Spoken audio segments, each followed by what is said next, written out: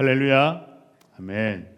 저는 지난 목요일에 수술 후에 이제 팔로업을 위해서 의사 선생님을 만나고 왔습니다. 감사하게도 여러분의 기도 가운데 잘 회복되었고요. 수술도 잘 되었고 그리고 경과도 좋다는 소식을 듣게 되었습니다. 앞으로 한 3개월 정도 이제 더 지켜보면서 완전히 이 치료가 될 것을 예상하고 기대하면서 돌아올 수가 있었습니다.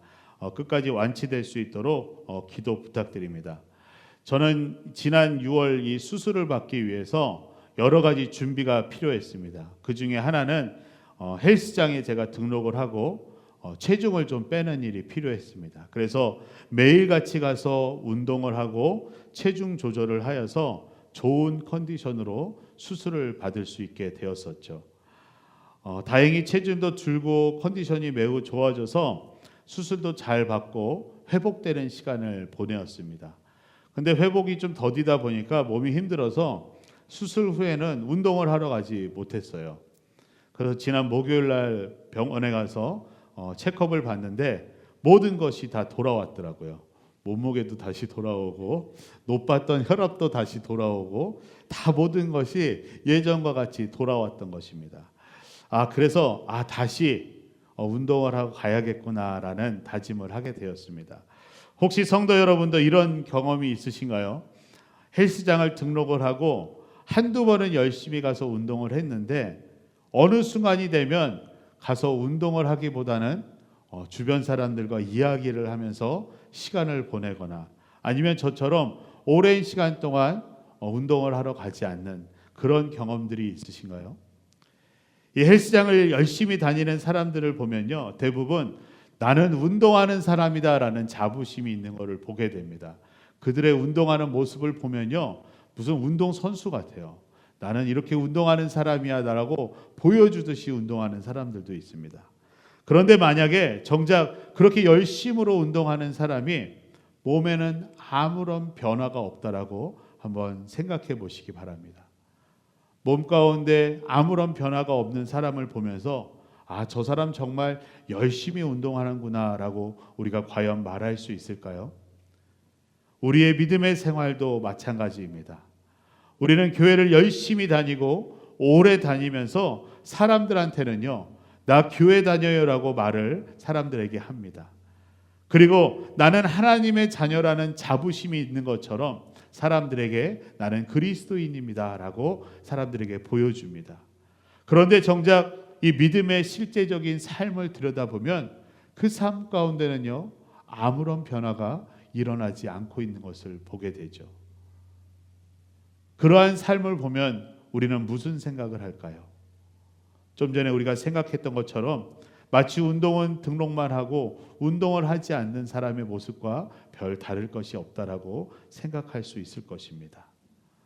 우리는 오늘 앞으로 이 야고보서 말씀을 통하여서 우리의 믿음의 삶은 우리의 말과 생각이 아닌 이제는 실제 행동으로 드러나고 증명되면서 변화를 경험하는 그러한 삶을 우리는 말씀 속에서 발견하고 우리가 그러한 삶으로 도전하며 나아가려고 합니다. 그러하게 오늘부터 행동하는 믿음이라는 이 말씀 시리즈 설교를 우리가 야고보서를 통해서 함께 나누기를 원합니다. 혹시 기억하시는 분 계실까요? 작년 가을에도 우리가 살아있는 믿음이라는 주제를 가지고서 이 야고보서 말씀을 묵상했었습니다. 이번 가을에는 우리가 작년에 다루지 않았던 본문들을 중심으로 해서 행동하는 믿음의 말씀을 우리가 살펴보려고 합니다.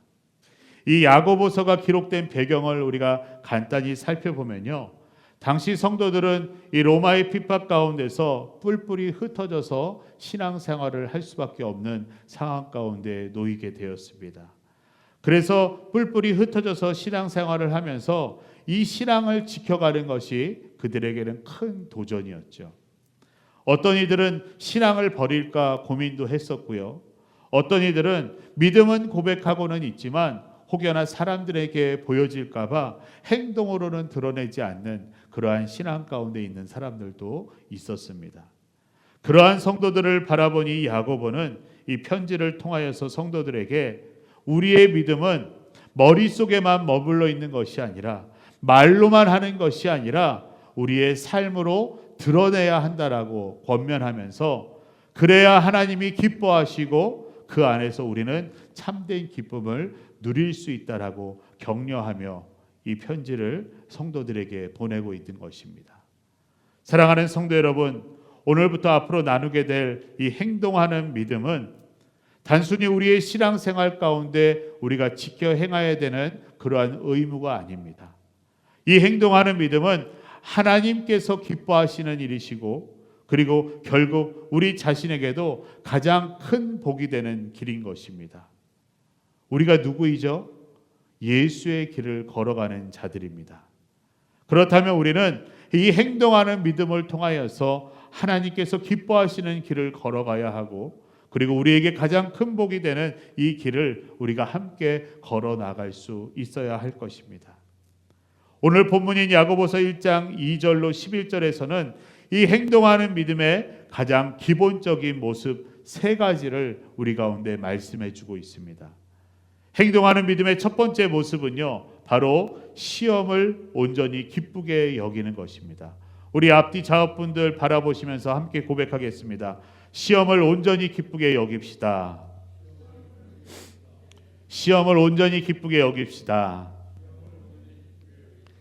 이 야고보는요 2절에서의 말씀과 같이 이렇게 이야기합니다. 우리 함께 읽어볼까요? 내 형제들이여 여러 가지 시험을 만나거든 온전히 기쁘게 여기십시오. 아멘. 이 말씀 가운데 시험이라는 표현은요 단순히 우리 가운데 나쁜 유혹을 이야기하는 것이 아니라 믿음을 단련시키는 모든 상황들을 가리켜서 시험이라 표현하고 있습니다. 우리의 삶 가운데 현실적으로 겪게 되는 질병이나 경제적인 어려움이나 또 관계에서의 갈등과 같은 여러 가지 시험은요 우리의 삶 가운데 정말 여러 가지 모습으로 다가오고 있습니다. 그래서 대부분의 사람은요 크던 작던 간에 그 삶 가운데에 끊이지 않는 시험들을 늘 마주하며 살아가고 있죠. 그리고 이와 같은 시험은요 꼭 슬픔과 힘듦과 낭만과 좌절 이러한 절망적인 것들로 인하여서 우리의 삶을 우리의 마음을 어렵게 만듭니다. 그런데 오늘 말씀에서는요 이와 같은 여러 가지 시험을 만나거든 기쁘게 여기라고 말씀하고 있습니다. 이 말씀만 보면요 우리의 상식으로는 이해할 수가 없고 이해하기 너무나도 힘든 말씀입니다. 그런데 어떻게 여러 가지 시험들을 만났을 때 우리는 이것을 기쁘게 여길 수 있을까요? 그 이유는 바로 다음 절에서 찾아볼 수가 있습니다. 우리 함께 3절에서 4절의 말씀 읽어보겠습니다. 함께 읽겠습니다. 여러분이 알다시피 여러분의 믿음의 연단은 인내를 이룹니다. 인내를 온전히 이루십시오. 그러면 여러분이 온전하고 성숙하게 돼 아무 것에도 부족한 것이 없게 될 것입니다. 아멘. 이 말씀을 통해서 보게 되는 여러 가지 시험을 기쁘게 여길 수 있는 이유는 바로 믿음의 시련이 인내를 만들고 그 인내가 우리를 성숙하게 만들어서 우리의 삶 가운데 이제는 아무 것에도 부족함이 없게 될 것이기 때문이라고 말씀하고 있습니다. 이러한 측면에서 이 시험을 바라보면요 결국 이 시험은 우리를 무너뜨리는 것이 아니라 우리를 성숙한 믿음으로 믿음의 사람으로 빚어가는 도구인 것을 우리는 보게 되죠. 그래서 사도 바울도 로마서 5장 3절에서 4절 말씀에서 이와 같이 이야기합니다. 우리 함께 읽겠습니다. 우리는 또한 환난 가운데서도 기뻐합니다. 이는 환난은 인내를, 인내는 연단을, 연단은 소망을 이루는 줄 알기 때문입니다. 라고 고백하고 있고요. 사도 베드로도요. 베드로전서 1장 6절로 7절을 말씀해서 이와 같이 고백합니다. 우리 함께 읽겠습니다. 여러분은 이제 온갖 시험을 당해 잠시 근심하게 됐으나 오히려 크게 기뻐합니다. 그것은 여러분이 당하는 믿음의 시련이 불로 단련해도 없어질 금보다 더 귀해 예수 그리스도께서 나타나실 때 칭찬과 영광과 존귀를 얻게 하려는 것입니다. 아멘.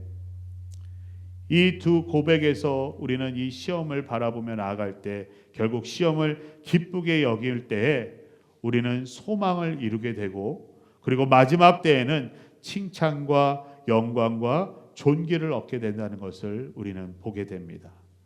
그러므로 우리는 어떤 시험이 오든지 우리는 불평하기보다는 이 시험을 통하여서 하나님께서 나를 더 강하게 만드신다라는 그러한 믿음으로 모든 시험을 기쁘게 여길 수 있어야 하는 것입니다. 사랑하는 성도 여러분, 여러분은 지금 어떤 시험을 지나고 계십니까? 혹여나 그 시험을 원망하며 피하고만 있으십니까? 아니면 그것을 통하여서 하나님께서 빚어가시는 나의 성숙을 바라보며 기대하고 계십니까? 오늘도 우리 앞에 어떤 시험이 다가오든지 간에 그 시험을 통하여서 하나님께서 빚어주실 나의 성숙을 바라보고 기대하며 모든 시험을 기쁨으로 여길 수 있는 우리 모두가 될 수 있기를 간절히 바랍니다. 행동하는 믿음의 두 번째 모습은요, 바로 지혜를 구하는 것입니다. 우리 좌우 앞뒷분에게 함께 고백합시다. 지혜를 구합시다. 지혜를 구합시다. 야고보는 5절 말씀에서 이와 같이 말씀합니다. 우리 5절 말씀도 함께 읽겠습니다. 여러분 가운데 누구든지 지혜가 부족하면 모든 사람에게 후히 주시고 꾸짖지 않으시는 하나님께 구하십시오. 그러면 주실 것입니다. 아멘. 아멘이십니까? 이 세상을 살아가는 우리에게 필요한 것이 하나 있다면 저는 그것을 바로 하나님의 지혜라고 말할 것입니다. 여기서 말하는 지혜는요, 단순히 지식이나 똑똑함을 이야기하는 것이 아닙니다. 우리가 구하는 하나님의 지혜는요, 바로 하나님의 말씀을 우리의 삶 속에서 우리의 모든 상황 가운데 적용하는 능력을 바로 하나님의 지혜라 말할 수 있습니다. 그래서 지혜는요, 머리로만 아는 것이 아니라 실제 행동으로 살아내는 능력과 관련이 많습니다. 그래서 성경에서는 이 지혜를 구하는 자들을 하나님께서 기뻐하신다라고 말씀하고 있죠. 우리가 지혜와 관련된 대표적인 인물 한 사람을 꼽으라면 단연 솔로몬을 꼽을 수가 있습니다. 이 솔로몬이 왕이 되었을 때에 하나님께 1000번째 예배를 드리면서 하나님께로 나아가게 되죠. 하나님께서는 이 솔로몬의 예배를 받으시고 솔로몬에게 구하는 한 가지를 주시겠다라고 말씀하십니다. 그러자 솔로몬은 하나님께 듣고 분별하는 마음을 구하죠. 그 기도 가운데 하나님께서는 기뻐하시면서 이 솔로몬에게 최고의 선물인 하나님의 지혜를 허락하여 주십니다. 그래서 우리는 이 솔로몬의 지혜로운 이런 행함들을 우리는 말씀을 통하여서 발견하게 되죠. 우리들 또한 이 솔로몬과 같이 우리의 매일의 삶 가운데서 하나님께 지혜를 구하며 나아간다면 하나님께서는 우선적으로 그 가운데 기뻐하시고 그 기쁨 가운데서 후히 주시는 하나님께서는 우리 모두 가운데에 그 지혜를 허락하시며 하나님을 경험하게 하실 것입니다. 그리고 그 지혜로 인하여서 우리의 삶은요, 더욱더 행동하는 믿음으로 살아갈 수 있게 될 것입니다.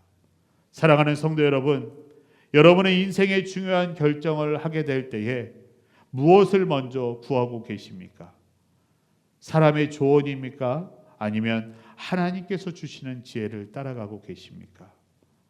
오늘도 우리의 기도 가운데에 주님, 오늘도 제게 지혜를 주셔서 주님의 말씀대로 행하게 하여 주시옵소서라고 주님 앞에 간구하며 날마다 주님께 지혜를 구하며 나아갈 수 있는 우리 모두가 될 수 있기를 간절히 바랍니다. 우리 마지막으로 행동하는 믿음의 세 번째 모습은요, 주 안에서 자랑하고 기뻐하는 것입니다. 우리 좌우 앞뒷분에게 함께 고백합시다. 주 안에서 자랑하고 기뻐합시다. 주 안에서 자랑하고 기뻐합시다. 이 야고보는요, 9절과 10절에서 가난한 자와 부한 자를 대조하여 말씀하고 있습니다. 우리 함께 읽어볼까요? 어려운 처지에 있는 형제는 자신의 높은 위치를 자랑하고 부자는 자신의 낮은 위치를 자랑하십시오. 아멘. 다른 번역을 보면요, 이렇게 번역하고 있습니다. 가난한 성도는 하나님이 자기를 높이실 것을 자랑하고, 부한 성도는 하나님이 자기를 낮추실 것을 기뻐하라라고 말씀하고 있습니다. 바로 우리의 참된 자랑과 기쁨은 하나님께서 나를 주관하여 주신 것을 우리는 고백할 수 있어야 하는 것입니다. 내가 많이 가졌고 또한 내가 가지지 못한 것이 나의 자랑과 기쁨의 기준이 되는 것이 아니라, 나의 참된 자랑과 기쁨은 오직 예수 그리스도께서 나와 함께하여 주시는 것이 바로 나의 자랑과 기쁨인 것입니다. 사도 바울도요, 고린도전서 1장 31절에서 이와 같이 고백합니다. 자랑하는 자는 주 안에서 자랑할지니라. 또한 빌립보서 3장 8절을 통해서 보면요, 내 주 그리스도 예수를 아는 지식이 가장 고상함을 인하여 모든 것을 해로 여김이라 라고 고백하고 있는 것을 보게 됩니다. 결국 우리의 자랑은요, 많은 재산이나 높은 학벌과 지위 또는 좋은 직장이 우리의 자랑이 되는 것이 아니라 오직 그리스도 안에서 우리가 얻게 된 구원과 은혜만이 우리의 자랑과 기쁨이 되는 것입니다. 오직 예수 그리스도 안에서 얻은 구원, 그리고 우리가 받은 은혜, 우리가 누리고 있는 이 은혜가 우리의 참된 자랑과 기쁨이 되는 것입니다. 또한 이 말씀에서 이 자랑이라는 것은 또 다른 의미로요, 하나님의 영광을 드러내는, 또 하나님께 영광을 올려드리는 그러한 의미를 가지고 있습니다. 나의 삶에 함께 하시며 나의 삶을 인도하시는 하나님을 경험하는 것을 우리가 세상 가운데 자랑함으로 인하여서 이 세상 가운데 하나님의 영광을 드러내는 것, 그리고 하나님께로는 영광을 올려드리는 것이 바로 우리의 자랑이 되어야 되는 것입니다.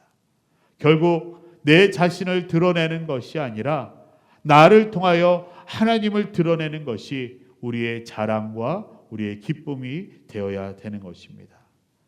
사랑하는 성도 여러분, 여러분은 지금 무엇을 자랑하며 살아가고 계십니까? 여러분의 삶의 기쁨은 세상의 조건에서부터 시작되고 있습니까? 아니면 예수 그리스도로부터 여러분의 기쁨이 시작되고 있습니까?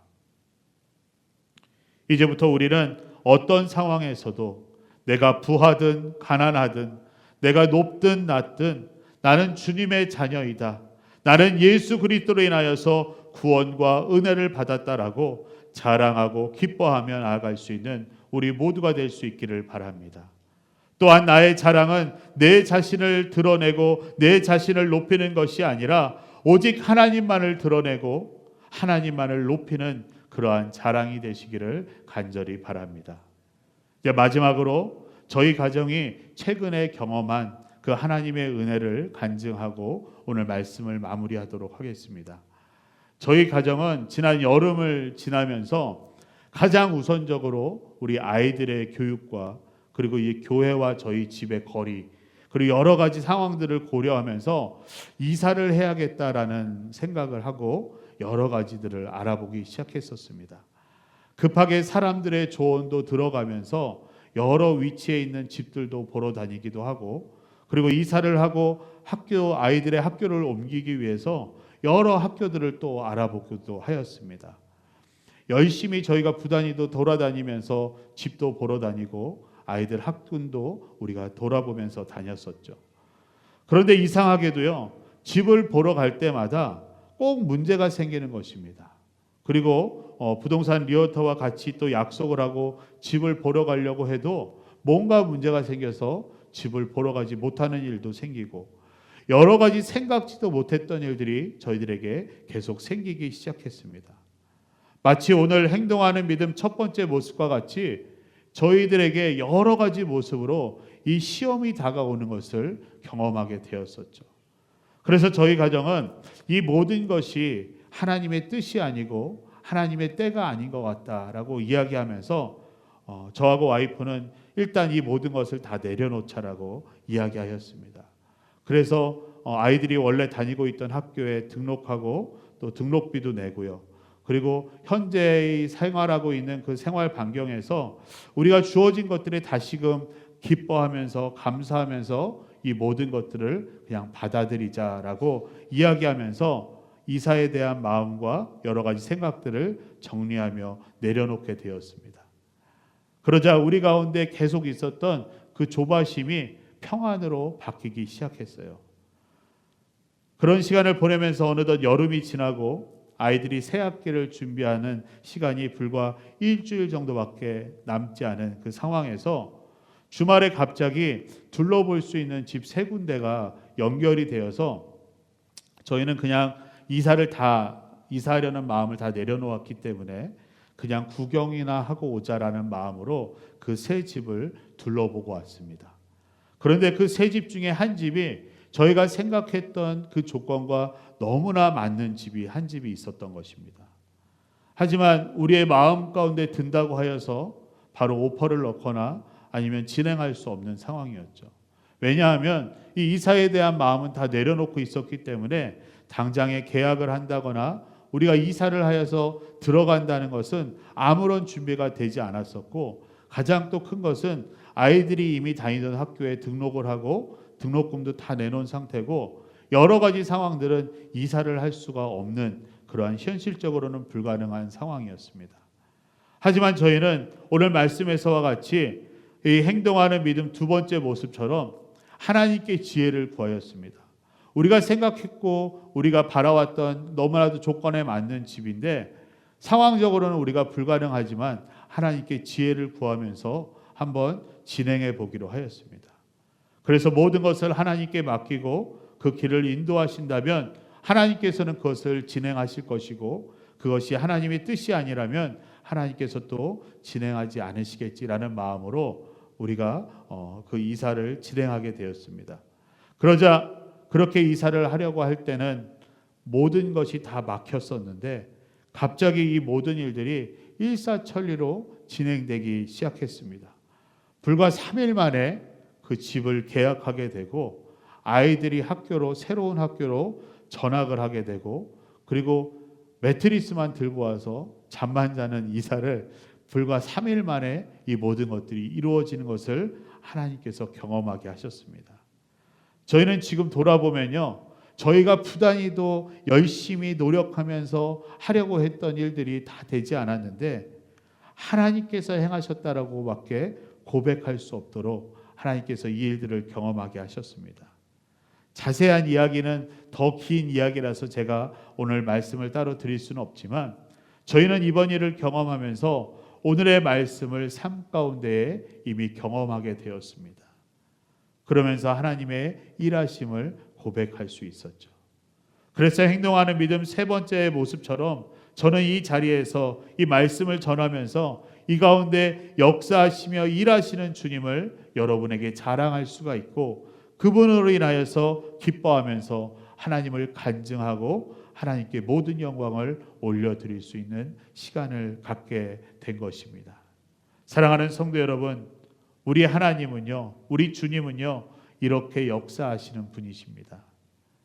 예수의 길을 걸어가는 사랑하는 성도 여러분, 여러 가지 시험이 와도 여러분 기쁨으로 여기며 나아갈 수 있기를 바랍니다. 그 속에서 하나님은 우리를 성숙하게 빚으시고 우리 가운데 부족함이 없게 하실 것입니다. 그리고 날마다 하나님께 지혜를 구하며 나아가시기를 바랍니다. 우리가 하나님께 지혜를 구하며 나아갈 때에 하나님은 기뻐하시며 우리의 필요를 채워주시고 우리의 삶을 인도하여 주십니다. 그리고 오직 주님 안에서 자랑하고 기뻐하는 삶으로 나아가시기 바랍니다. 내가 가졌거나 없는 것이 자랑과 기쁨의 기준이 되는 것이 아니라 나와 함께 하시는, 내 안에 역사하시는 그 예수 그리스도가 나의 참된 자랑과 기쁨입니다. 그러하신 주님께 모든 영광을 올려드릴 수 있는 우리 모두가 될 수 있기를 바랍니다. 이제는 더 이상 우리의 믿음이 우리의 말과 생각에만 머물러 있지 않고 행동하는 믿음으로 증명되는 우리 예수로 교회와 우리 모든 성도들이 될 수 있기를 간절히 소망합니다.